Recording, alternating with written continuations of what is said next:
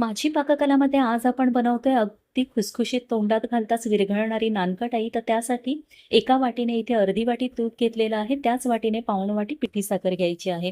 आता हे दोन्ही जिन्नस व्यवस्थित असे मिक्स करून घ्यायचे विस्करच्या साहाय्याने किंवा हँड ब्लेंडरच्या साहाय्याने.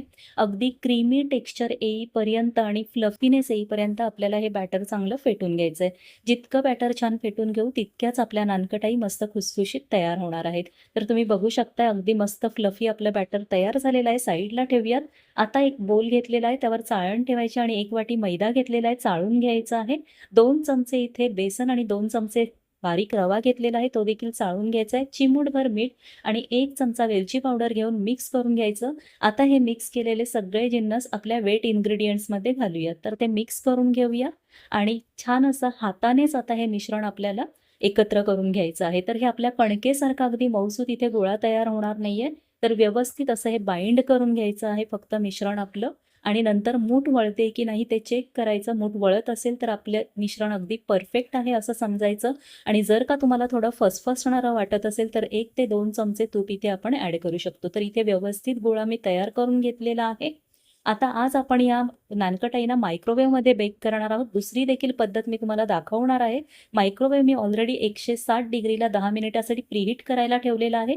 आता इथे बेकिंग ट्रे घेतलाय, त्यावर बेकिंग पेपर ठेवलेला आहे मी. आपला बटर पेपर ठेवलाय आणि थोडंसं मिश्रण घेऊन अगदी घट्ट मूठ वळायची म्हणजे छान बाइंड होतं. हलकासा नंतर लाडूचा आकार देऊन 2 तळव्यांच्या मध्ये घेऊन हलकासा दाब देऊन याला पेड्याचा शेप द्यायचा आहे. जास्त जोर लावायचा नाही, नाहीतर त्याला भेगा पडू शकतात. तर इथे मी दाखवल्याप्रमाणेच व्हिडिओमध्ये तुम्ही इथे हलक्या हाताने या नानकटाई आपल्याला तयार करून घ्यायच्या आहेत. आता अगदी बेकरीसारखा लूक येण्यासाठी वरनं मी ना नाईफने इथे प्लसचा साइन दिलेला आहे.